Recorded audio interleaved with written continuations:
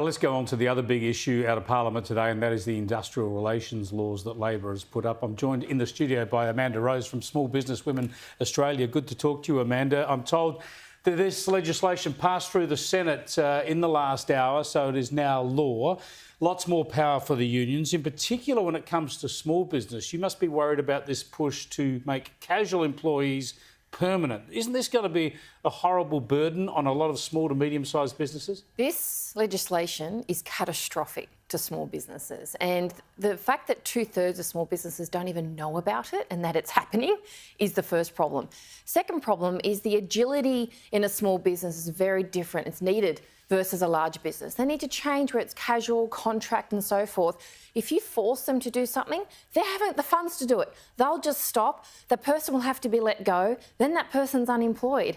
Don't forget that small businesses don't have the funds to read the 183 pages, to understand what the changes are of the law, if they're if they're going to breach it or not. Are they going to get fined? What do they do? I'll call my lawyer, I'll call my accountant. They can't afford that. Small businesses can't do that. It's a huge disincentive to employ people. Yes. What about this the right to disconnect for workers too? Is this again a completely unnecessary government meddling in the relationship between employers and employees? Well, the reality is the type of companies that do that are the companies that people will put up with it because they want to work there, big, large law firms and so forth, and they can find ways around it. The small business owner, they have a very informal relationship with their team. They might go to a doctor's appointment in the middle of the day and so they contact them after hours, or they might say, hey, we need a different shift tonight, and it's very, there's a good connection between the employer and employee. If this kicks in, you're literally tying the hands of the employer, and also the employee feels guilty. Should I respond? Shouldn't I respond? Am I allowed to? Is it legal? Again, another burden.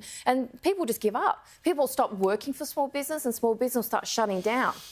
We were expecting unemployment to continue to rise over the next year or so. I fear this will make it a lot worse. It will make it a lot worse, and that's what people do not realise, that small businesses are already shutting down at a faster rate than the last 4 years, right? And if they keep closing and shutting their doors, the employee that Labor say that they're trying to look after won't have a job at all. Yeah, it is a worrying time. There is a little bit of good news, though, some unusual good news for the local economy. It comes in the shape of this singer.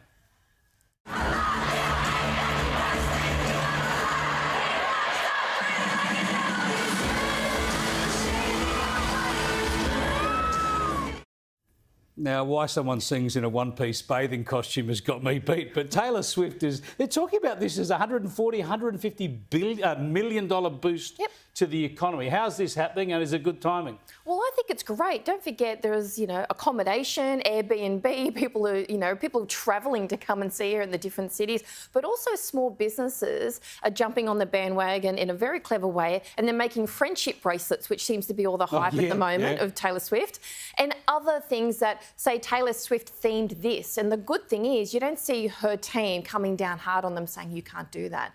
So often businesses do that, saying you can't talk about or use her name. So a lot of small businesses are benefiting from this as well. The Tay-Tay effect. My wife's going with a girlfriend, so I'll spend some money on takeaway. You'll have to drive, drop them off and pick them up.